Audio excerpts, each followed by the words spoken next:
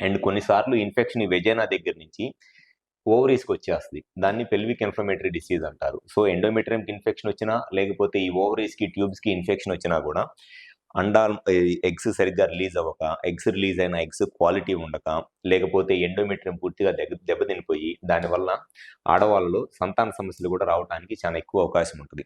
So, ఎవరిలో అయితే మగవాళ్ళలో ఈ పెన్నిస్ పైన ఉన్న స్కిన్‌కి ఇన్ఫెక్షన్ గనక ఉండి, దానివల్ల ఇబ్బంది పడుతున్నారో ఫస్ట్ వాళ్ళు వాళ్ళ వైఫ్ గురించి కూడా ఆలోచించాలి. ఎందుకనంటే, ఆ స్కిన్ ఇన్ఫెక్షన్ మగవాళ్ళలో ఉన్నట్లయితే ఓన్లీ వాళ్ళకి ఆ స్కిన్ మట్టికే ఉంటది ఇన్ఫెక్షన్. అది యూరినరీ ఇన్ఫెక్షన్ లాగా మారదు.